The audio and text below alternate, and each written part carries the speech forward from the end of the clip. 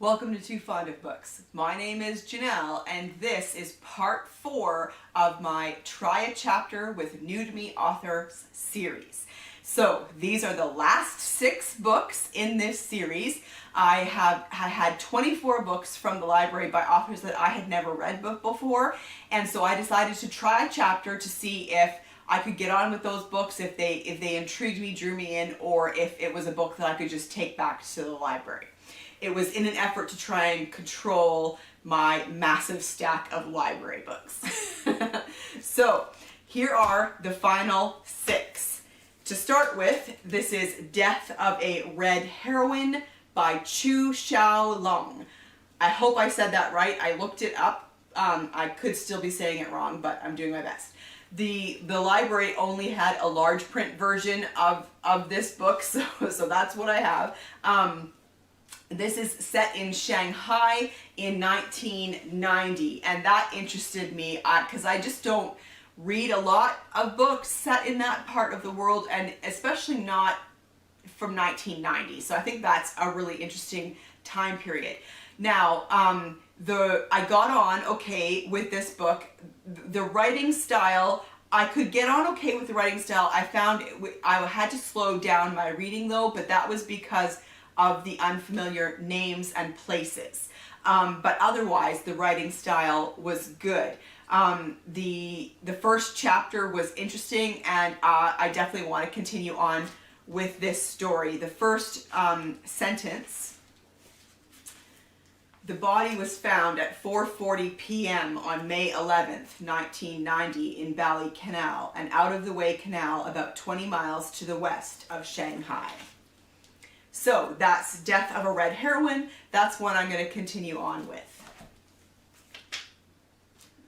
Murder in an English Village by Jessica Ellicott. This is a historical mystery set in an English village in the 1920s. So right away, there's some buzzwords for me there. English village, 1920s.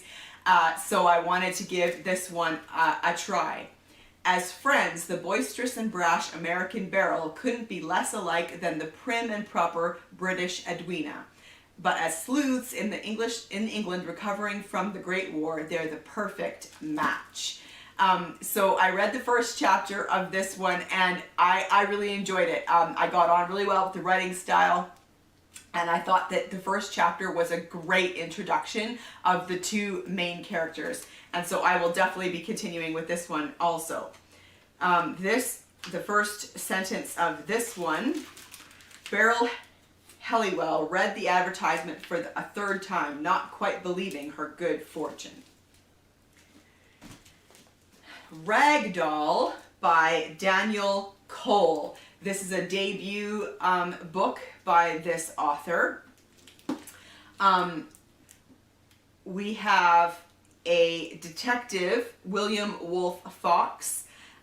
He and another detective, Emily Baxter, arrive at a crime scene where the body is made of the dismembered parts of 6 victims sewn together, a corpse that becomes known as the Ragdoll. Creepy. So this was one where I was like, I'm gonna see, I'm not sure, like that just sounds like it might be a bit too much. However, I read the prologue of this and I was immediately drawn in, and I wanted to keep reading. And as a matter of fact, I'm reading this book right now. And so even though I'm supposed to be reading a stack of Victorian novels, I've put them aside to read this one because I was so drawn into this story. The prologue is the last day of a trial at the Old Bailey, which is awesome. I mean, that's fantastic. And yeah, the prologue was great. It was action-packed and tense, and it just drew me immediately into the story. I got on really well with the writing style. With these kind of books, I want a writing style that is fast-paced and everything moves along at a good clip, and I found that to be the case. So the first sentence: prologue, Monday, 24th May 2010. Samantha Boyd ducked under the wobbly police barrier and glanced up at the statue of Lady Justice perched atop London's infamous Old Bailey courtrooms. So yeah, this one I'm reading right now. Then we have Lonely Graves by Britta Bolt. This is set in Amsterdam. A suicide, a drowned man, a sudden death. It's all in a day's work for Peter Posthumus. Again, I'm not sure if I'm saying his name correctly. I love that it's set in Amsterdam. I got on with the writing style, and I did really enjoy the prologue. It intrigued me enough that I want to continue going and find out more. A tram thundering over the metal bridge drowns any sound the body makes as it hits the water. It's a pretty good opening line. Splinter in the Blood by Ashley Dyer. This is another police procedural, another debut novel. Filled with secrets, nerve-jangling tension, perplexing mystery, and cold-blooded murder, in which a police officer on the hunt for a macabre serial killer is brutally attacked, and only his partner knows the truth about what happened and who did it. So yeah, this one was intriguing to me. I got on again really well with the writing style, and I found the first chapter was really engaging. I was left intrigued, wondering what's going on. I need to know more. So this actually could be the next book I read after Ragdoll. So the first line. A woman stands in the middle of Detective Chief Inspector Greg Carver's sitting room. And then last but not least, this is Firewatching by Russ Thomas. This is another debut novel. I didn't intentionally pick up all these debut novels. That's just kind of how it happened. Detective Sergeant Adam Tyler finally lands a high-profile murder investigation that could change his career, only to find the main suspect is his recent one-night stand in this taut and ambitious police procedural debut.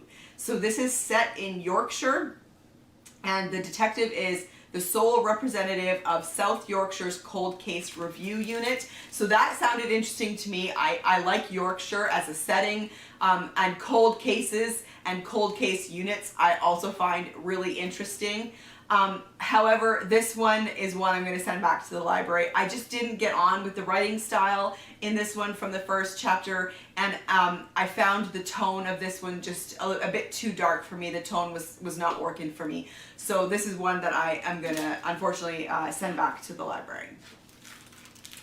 And also the preview, like this is a post. It's written as a post that someone wrote. So at the top, 1 page views, 1 post, last published Tuesday, 13 September, 0 followers, the Fire Watcher. So the first sentence. It starts with the striking of a match, the thin, dry snap of red powder scratched on white. All right, so there you have it. So of the 5 books that I am keeping, where do you think I should start after Ragdoll? Because I'm reading Ragdoll right now. Have you read any of these books? I would love to chat with you about them in the comment section down below. Okay, so as a final wrap up of these 24 books, I sent 7 back to the library. So that's not bad. 7 out of 24. Yeah, I think that's pretty good. So I still have quite a lot of books to read from the library, but yeah, I thought that was a good way of kind of winnowing down my stack a little bit. So what do you think? 7 out of 24? That's not bad, right? And I will see you for another video soon. Bye.